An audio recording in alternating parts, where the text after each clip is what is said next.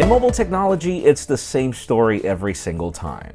The media goes crazy over every hot new device, and after that review period wears off, so does the buzz behind that new toy you might still want to buy, but that now faces new competition. In the real world, things shouldn't be that way. For most of us, aging is just as important as the moment you unbox your product for the first time. It's how that device performs after extensive use that really matters down the line. So let's do something about it. Let's take a second look at one of the best-selling smartphones of the year at its first inflection point ever. I'm Jaime Rivera with Pocket Now, and this is iPhone 6s After the Buzz.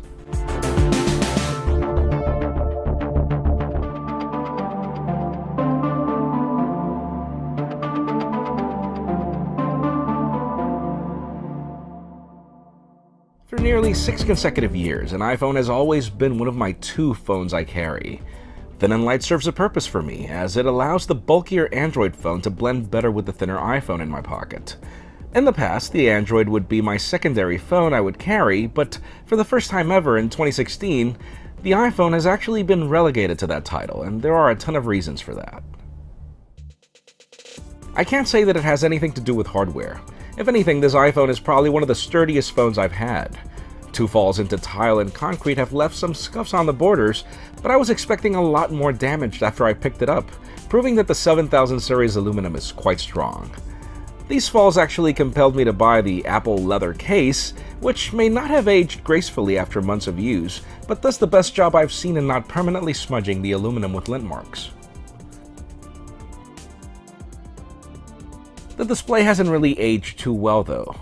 Scratches are very evident, and I stand by my theory that Apple's oleophobic coating wears off after 3 months of use, making the phone a horrible smudge magnet.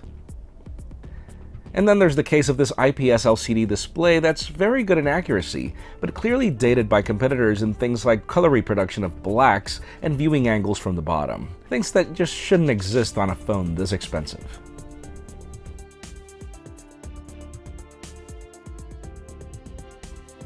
In the software department, iOS has also been a mixed bag of the same and the different.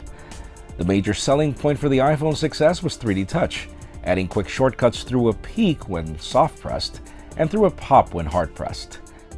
The Taptic engine built within even contributes to tactile feedback when you do, making the feature cool to call upon every now and then.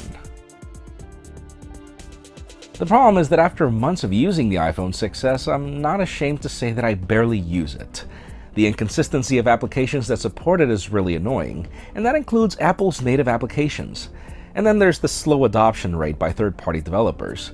But to make matters less enticing, my biggest complaint over time is the fact that I really can't customize this feature. If I can't really set my own shortcuts, it kind of defeats the purpose.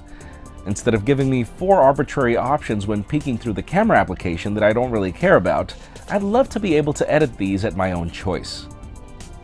A lot of these complaints of 3D Touch are actually addressed with iOS 10, hence the reason why my primary driver is currently running the beta.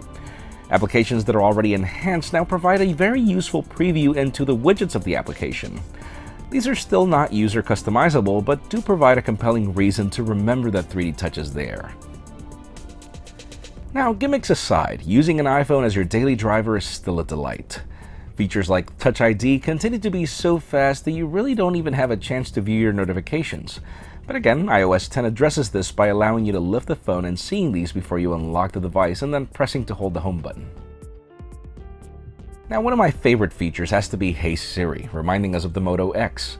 The A9 chip allows the service to wake from standby, and voice training allows it to be very reliable to only work with your device. It continues to be my go-to service for setting up appointments on the go and reminders.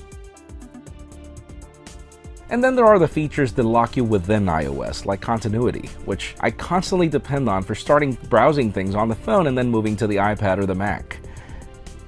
And as dual-core as the A9 chip may be, this phone continues to be a beast in graphics performance with games.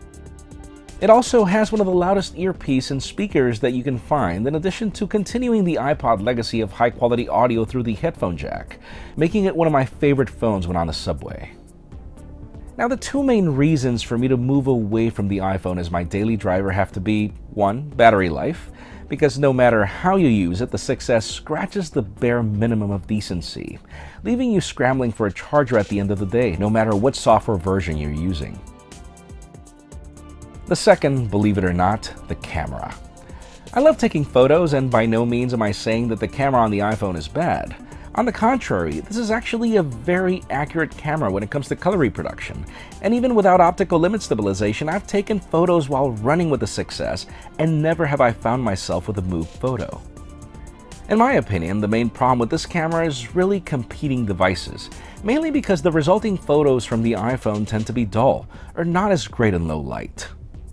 Even with the boost in megapixels, the selfie shooter is okay, with the most atrocious field of view, mainly for video. And then when it comes to 4K video on the camera is great, but then the stabilization from competing devices, again, just dwarfs what the iPhone can do.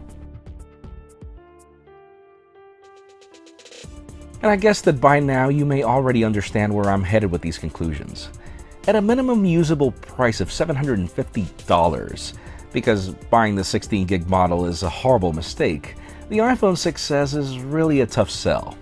Heck, I don't even have to prove that. The phone has really marked Apple's first decline in iPhone sales in history, and that has to be for a reason. It's not a bad phone by any means for those of you looking for the best and most reliable experience when it comes to the basics. But it's not like if you can't get enough basic experience from devices like the OnePlus 3 at half the price, or a more powerful experience from devices like the HTC 10 or the Samsung Galaxy S7 for about $100 less. It's clear that the iPhone 6S has marked a strong inflection point for Apple, and it's come to the point where this would be the first time that I'd recommend you skip this model of the iPhone and wait to see what happens in September.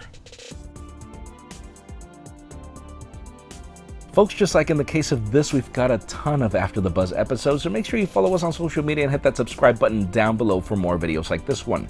You can also catch our videos on vessel.com/pocketnow, and follow me on Twitter, Jaime_Rivera, or on Instagram at Jaime Rivera. Please give this video a thumbs up if you like what you saw. I am Jaime Rivera. Thank you very much for watching. We'll see you on the next one.